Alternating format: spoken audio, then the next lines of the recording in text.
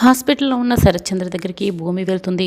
చేతులు పట్టుకొని నాన్న లేవండి నాన్న అని ఏడుస్తూ ఉంటుంది. నేను తప్పనిసరి పరిస్థితుల్లో మీ కూతుర్నని చెప్పుకోవాల్సి వచ్చిందన్న, లేకపోతే ఏదో ఒక సాక్ష్యం చూపించి ముందుగా నేనే మీ కూతుర్నని మీకే చెప్పాలనుకున్నాను నాన్న. అప్పుడు మీరు అమ్మ భూమి నువ్వు నా కూతురువా, నా సొంత కూతురువా అని మీరు పడే ఆనందం చూసి నేను జీవితాంతం ఆ గుర్తుతో ఉండిపోవాలనుకున్నాను నాన్న. ఈరోజు నేను మీ కూతుర్నని తెలిసిన మరుక్షణం అందరూ కూడా నన్ను వదిలేసి వెళ్ళిపోయారు నాన్న.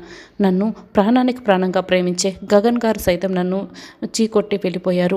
అందరూ నేనే మిమ్మల్ని చంపబోయానని ఇంద వేసినప్పుడే నేను ఈ నిజం చెప్పాల్సి వచ్చింది. నాన్న లేవండి నాన్న, లేచి మీరు మునుపట్లా తిరగాలి నాన్న, మాట్లాడాలి నాన్న అని భూమి బాధపడుతూ ఏడుస్తూ చెప్తూ ఉంటే అప్పుడే అప్పుడు అక్కడికి వస్తుంది. ఏ భూమి అని గట్టిగా అరుస్తుంది. ఏంటే నా బావని చంపాలని చూసి మళ్ళీ ఇక్కడికి ఏమీ తెలియని దానిలా వచ్చి మాట్లాడుతున్నావా, వెళ్ళవే విల్లు అని తోసేస్తుంది. అపూర్వ అసలు నేనేంటో నీకు తెలుసు, నేను నాన్న కన్న కూతున్నని నీకు తెలిసి కూడా నువ్వు ఇలా మాట్లాడడం కరెక్ట్ కాదు అపూర్వ. నాన్నని నేనెందుకు చంపుకుంటాను? అసలు గెస్ట్ హౌస్లో ఏం జరిగిందో నీకంటే ముందుగా తెలుసుకొని నాకు వాళ్ళని ఎవరో చంపాలని నాకు కూడా అంతే కసిగా ఉంది. నువ్వు అసలు నేరస్తుల్ని పట్టుకో, అంతేకాని నాపై నింద వేకు అని భూమి అంటుంది. చూడు, కోర్టులో చెప్పి తప్పించుకున్నావు, ఇదే మాట నా దగ్గర కూడా చెప్పి తప్పించుకోవాలని చూడకు. నువ్వే నా బావకి ఈ పరిస్థితి కారణమని నాకు తెలుసు. నేను నిన్ను వదిలిపెట్టను అని అపూర్వ చెప్తూ ఉంటే అసలు నేనెందుకు చంపుతాను అపూర్వ, ముందు వాళ్ళ గురించి తెలుసుకో నువ్వు అని భూమి అంటుంది. అదే నీకు ఏం వచ్చిందో ఏమో, నా బావని చంపే ప్రయత్నం చేశావు, వెళ్ళవే వెళ్ళు, నువ్వు కూడా మీ అమ్మ దగ్గరికి వెళ్ళిపో, నేను నిన్ను అస్సలు వదిలిపెట్టనే అని అపూర్వ అయితే ఇక భూమిని నెట్టేస్తుంది. ఇంకా ఏంటి చూస్తూ నిలబడ్డా, వెళ్ళవే వెళ్ళు అని అపూర్వ మళ్ళీ భూమిని డోర్ దగ్గరికి వచ్చి మరీ తోసేస్తుంది. ఇక భూమి అయితే ఏడుస్తూ వెళ్తూ ఉంటుంది. వెంటనే అపూర్వ రౌడీలకు కాల్ చేస్తుంది. రే వెదవల్లారా, ఎక్కడ పడిచచ్చారా, ఈరోజు ఆ భూమి ప్రాణాలతో ఉండకూడదని చెప్పాను కదరా, ఇంకా చంపకుండా ఏం చేస్తున్నారా? అదిగో ఆ భూమి రోడ్డుపైకి వచ్చి నడుస్తూ వెళ్తోంది, చంపేయండి, చంపేసి కాల్ చేయండి అని చెప్తూ ఉంటే అలాగే మేడం అని రౌడీలు అయితే ఫోన్ పెట్టేసి ఇక భూమి కోసం వెతుకుతూ ఉంటారు. గగన్ అయితే ల్యాప్టాప్లో వర్క్ చేస్తూ భూమి జ్ఞాపకాలని గుర్తు తెచ్చుకుంటూ ఉంటారు. ఆంటీ, ఆయన ప్రాణాలతో లేకపోతే మీరేమైపోతారనన్న క్షణం నన్ను అలా అడ్డుపడేలా చేసిందంటీ అని భూమి హాస్పిటల్లో ఉన్నప్పుడు శారదతో మాట్లాడిన మాటలన్నీ గుర్తు తెచ్చుకుంటూ ఉంటాడు. అయితే శారద బొట్టు తుడిచేస్తానని శరత్చంద్ర చెయ్యెత్తడం మొత్తం కూడా గుర్తు తెచ్చుకుంటాడు. మళ్ళీ భూమిపై కోపంతో రగిలిపోతూ ఉంటాడు. అప్పుడే పూర్ణి అక్కడికి వస్తుంది. అన్నయ్య ఫోన్ చేద్దాం రా అని పిలుస్తూ ఉంటుంది.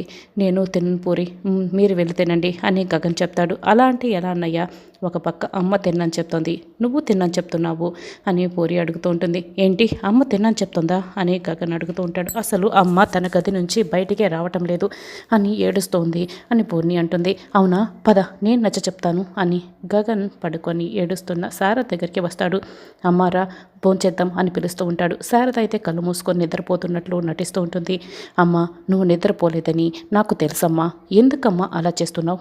మనం ఇలా కడుపు మార్చుకొని చాలా రోజులు నిద్ర పట్టక చాలా రోజులు గడిపాం అని గగన్ తన గతానంతా గుర్తు తెచ్చుకొని చెప్తూ ఉంటాడు. ఎంత తేలిగ్గా మాట్లాడుతున్నావు గగన్, మనం ఇలా చాలా రోజులు ఇలాంటి రోజులు గడిపామని, మనం ఇదే రోజు మరి భూమిని ఒంటరిగా వదిలేసి వచ్చాం కదా, అసలు శరత్చంద్రని చంపపోయిందని అపూర్వ అపోహలో ఉండి ముచ్చులా భూమిని వెంటాడుతోంది. అలా భూమిని నడు రోడ్డుపై వదిలేసి వస్తే ఎలా గగన్?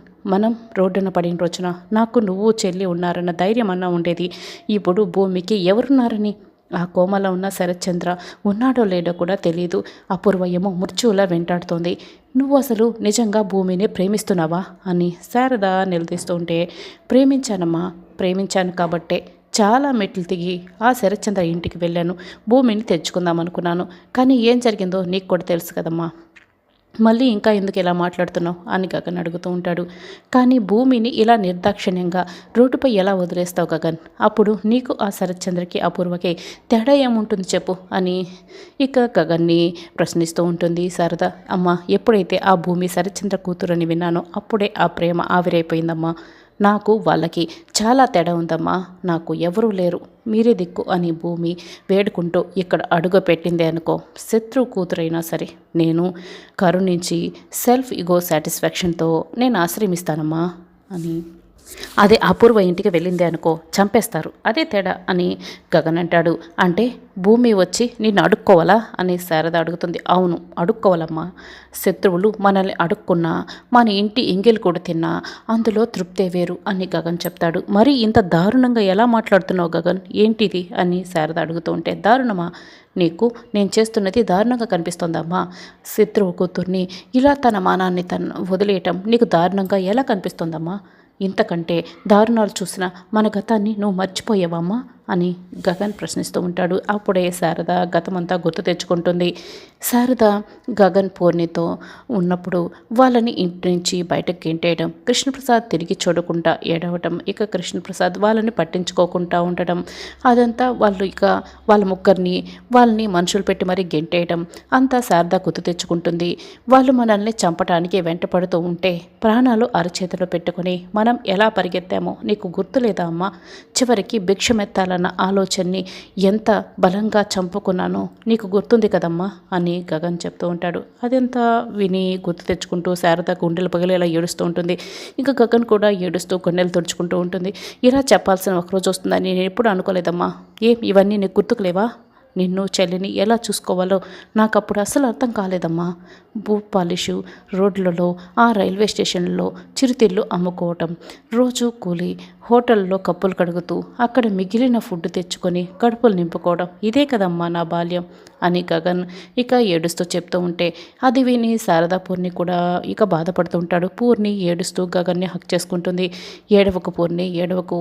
నిన్ను ఏడిపించాలని కాదు నేను చెప్తున్నది. ఈరోజు నేను చేస్తున్నది దారుణం. అంటే మనం ఎన్ని దారుణాలు చూసామో గుర్తు చేస్తున్నాను అని గగన్ చెప్తూ ఉంటే ఈ సీన్ చాలా ఎమోషనల్గా ఉంటుంది.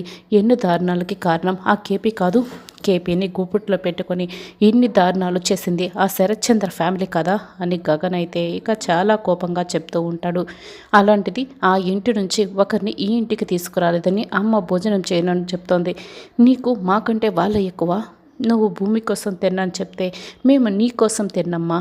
ఆకలితో చచ్చిపోతాం కానీ మేమైతే తినము రా పూర్ణి అని గగన్ పూర్ణి చేపట్టుకుని వెళ్తూ ఉంటే, ఆగరా, ఆకలిస్తుంది, తింటాను అని శారద ఇక బాధపడుతూ చెప్తూ ఉంటే, రామ్మ అని పూర్ణిని శారదని ఇద్దరిని గగన్ తీసుకొస్తూ ఉంటాడు. ఇక గగన్ దగ్గరుండి మరి శారదకు వడ్డిస్తాడు. తినమ్మా అని చెప్తూ ఉంటే నోట్లో పెట్టుకుంటూ శారద ఒక క్షణం ఆగిపోతుంది. అయితే నీకు భూమి అంటే ప్రేమ లేదన్నమాట, అయితే నువ్వు భూమిని పూర్తిగా మర్చిపోయినట్లే కదా అని శారద ప్రశ్నిస్తూ ఉంటే, చెప్పాను కదమ్మా, శరత్చంద్ర కూతురని తెలుసుకున్న మరుక్షణం నేను ఆ ప్రేమని వదిలేసుకున్నాను. నాకు ఇప్పుడు ఎలాంటి ప్రేమ లేదు అని గగన్ అంటాడు. అయితే ముందు నువ్వు తినరా అని ఆ అన్నం ప్లేట్ని గగన్ ముందు పెడుతుంది శారద. ఇక గగన్ ఆలోచిస్తూ ఉంటాడు. చెప్పినంత సులభం కాదురా ప్రేమని వదిలేసుకోవడం. నువ్వు ప్రేమ లేదని చెప్పావు కదా, మరి తిను అని గగన్ని శారద అడుగుతూ ఉంటుంది. అయితే ఇప్పుడు భూమిపై ప్రేమ లేదని నిరూపించుకోవడానికి నేను తినాలి అంతేనా అని గగన్ చెప్తాడు. అవును, నువ్వు తింటేనే నేను తింటాను అని శారద అంటుంది. ఇక గగన్ అయితే అన్నం తింటూ ఉంటాడు. ఇక భూమి ఒక చోట కూర్చొని బాధపడుతూ ఏడుస్తూ ఉంటుంది.